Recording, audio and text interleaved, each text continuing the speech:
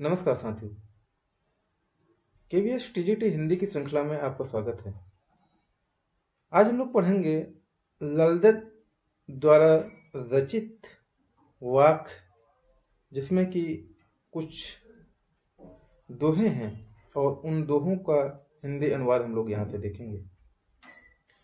तो चलिए शुरू करते हैं। जो लोग पहले को सब्सक्राइब कर लें, लाइक शेयर करते चलें। चलिए समय न वेस्ट करते हुए शुरू करते हैं। रस्सी कच्चे धागे की खींच रही मैं नाव, जाने कब सुन मेरी पुकार, करे देव भवसागर पार। तो ये पहले दो लाइनों का हम लोग अर्थ देख लेते हैं।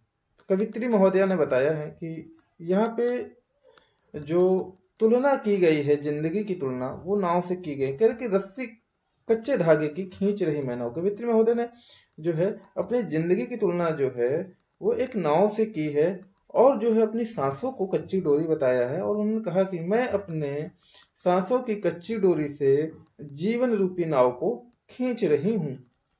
और कह रहे हैं, जाने कब सुने पुकार मेरी पुकार, करे देव भव सागर पार।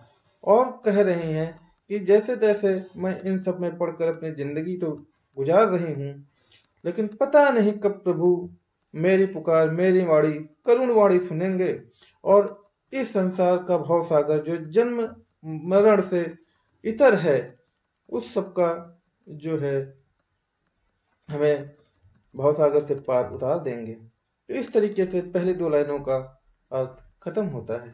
आगे लिखा है, पानी टपके कच्चे सकोरे, व्यर्थ प्रयास हो रहे मेरे, जी में उठती रह रहे भूख, घर जाने की चाह है घेरे।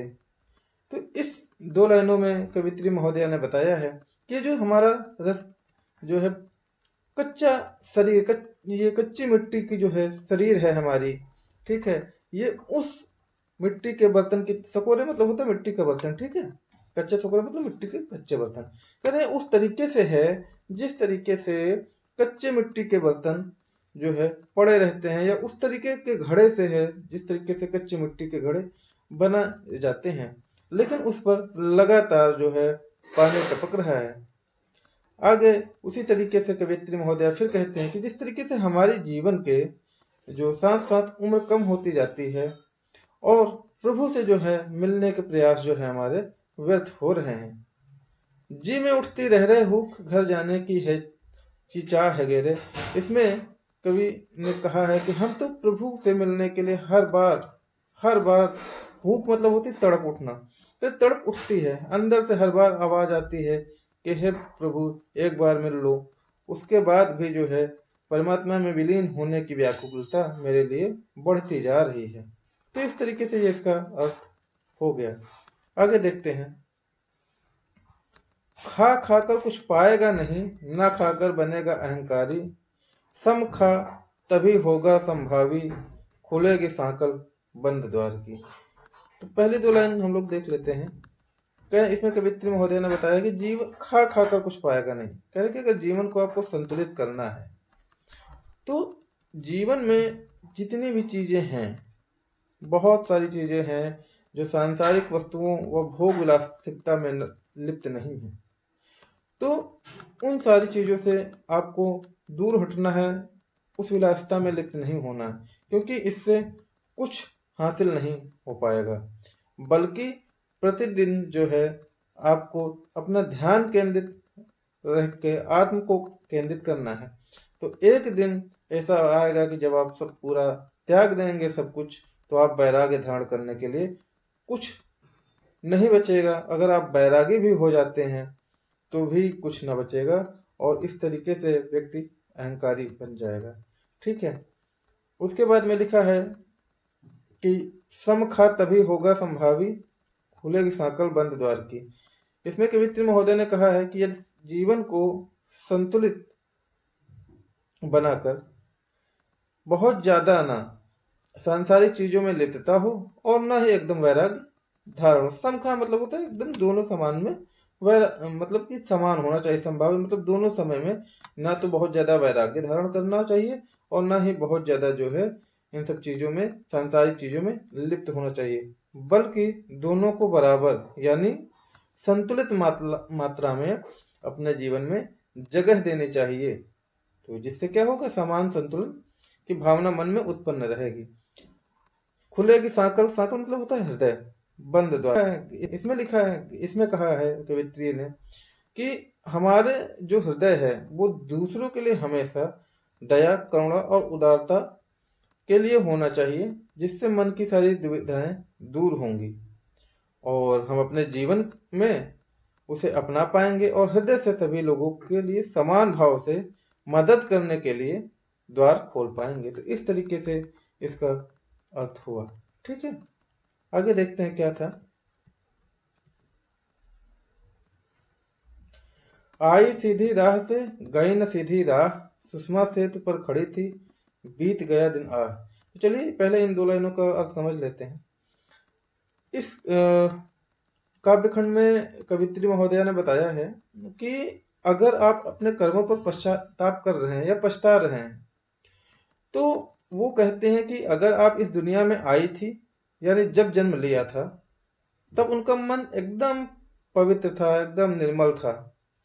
उनके मन में किसी प्रकार की राग द्वेष की भावना बिल्कुल थी नहीं। लेकिन अब जब जाने का समय आ गया, मतलब जब मृत्यु समय नजदीक है, तो उनका मन छल कपट से, भेदभाव और सांसारिक मोह माया के बंधनों में बंध गया है। और क्या कह रहे हैं कि यदि जो है परमात्मा को पाने की इच्छा और उनसे सीधे मिलने का रास्ता है अगर आपको, तो आपको जो है हठ मार्ग पर छोड़कर भक्ति मार्ग को अपनाना होगा। और जिससे जो है असफलता में, इस प्रयास में असफल हो गई, तो उसके बाद जो है आपको इस गलती का एहसास हो जाएगा और फिर आप एकदम मृत्यु के निकट पहुंच चुके होंगे। जेब टटोली कौड़ी न पाई, क्या उतराई। इसमें कवित्री महोदय ने बताया कि जिंदगी का हिसाब किताब करने अगर बैठे हैं, तो अपनी झोली, जो जिंदगी की झोली है, वो खाली ही नजर आ रही थी। क्योंकि कौड़ी मतलब होती कि रुपया पैसा, जो कौड़ी जो बहुत पुराने समय में चलती थी। जेब टटोलना मतलब जेब में हाथ डालकर टटोलना मतलब देखना होता है। कह रहे कि कौड़ी न पाई, जब हमने अपने जीवन में देखा, हिसाब किताब लगाया कि क्या पाप किया है, क्या पुण्य किया है, तो उसमें हमें ऐसा कुछ नहीं मिला जो कि पुण्य किया हो जीवन में या अच्छे कर्म किए हों। ठीक है, और अब क्या समय है कि जब अंतिम समय आ गया है, तो पुण्य कर्म करने का समय भी खत्म हो चुका है और परमात्मा से मिलने का समय जो है बहुत पास आ चुका है। कह रहे कि कवित्री फिर जो है यहाँ पे बताना चाहती है, मांझी को तो क्या उतराई। कहने लगे कि जब परमात्मा मुझे जन्म मरण के इस भवसागर से पार उतारेंगे, तो उनकी उतराई मतलब क्या है, मेहनताना मेहनत के रूप में मैं उन्हें भेंट स्वरूप में क्या सौंप दूंगी। तो इस तरीके से इन्होंने जीवन में अच्छे गुणों को उतारने के लिए इन्होंने कहा है। आगे देखते हैं। थल थल में बसता है शिव, थल थल में बसता है शिव ही, भेद न कर क्या हिंदू मुसलमान, ज्ञानी है तो स्वयं को जान, वही है साहिब से पहचान। इन्होंने कहा है कि थल थल मतलब कणकड़ है। यहाँ से क्या, कणकड़ जो है, और शिव का मतलब है ईश्वर। कणकड़ में ईश्वर बसता है और भेद न कर हिंदू मुसलमान, और वह सबके हृदय में मौजूद है, क्या हिंदू क्या मुसलमान। तो इसलिए भेदभाव नहीं रखना चाहिए किसी को किसी के प्रति भी। और ज्ञानी है तो स्वयं को जान, वही है साहिब से पहचान। कह रहे हैं कि अगर तुम सच में ज्ञानी हो, तो सबसे पहले अपने अंदर झांक कर देखो, अपने को पहचानो, अपने मन को पवित्र व निर्मल करो, क्योंकि ईश्वर से मिलने का यही एक रास्ता है। तो ये जो है इस तरीके से हमारा ये पद जो था वो खत्म हुआ। प्रश्न अभ्यास देख लेते हैं। रस्सी यहाँ किसके लिए प्रयुक्त हुआ है और वह कैसी है। तो रस्सी जो है हमारी है वो सांसों की डोरी है। ठीक है, और वह इंसान की सांसों के लिए प्रयोग हुआ है। कवित्री द्वारा मुक्ति मार्ग पाने के लिए प्रयास व्यर्थ क्यों हो रहे हैं, क्योंकि वो मोह माया से बंधा हुआ है। कवित्री का घर जाने की चाह से क्या तात्पर्य है। घर जाने की चाह से मतलब ईश्वर में विलीन होने का तात्पर्य है। भाव स्पष्ट कीजिए। जेब टटोली कौड़ी न पाई, खा खाकर कुछ पाएगा नहीं, ना खाकर बनेगा अहंकारी। इसका मैंने भावार्थ बता दिया है, वही होगा। बंद द्वार सांकल खोलने का लल्लत ने क्या उपाय सुझाया है। तो बंद द्वार जो सांकल है उसको खोलने के लिए बताया गया है कि आपको जो है मन की दुविधाएं दूर करनी पड़ेंगी, और प्रभु के प्रति करुणा और उदारता का जब भाव आपके दिल में जन्म ले लेगा तो आप जो है बंद के संकल्प फोड़ पाएंगे। ईश्वर को प्राप्त करने के लिए बहुत से साधक हठ योग जैसी कठिन साधना भी करते हैं, लेकिन उससे लक्ष्य भी प्राप्त नहीं होती। यह भाव किन पंक्तियों में व्यक्त हुआ है?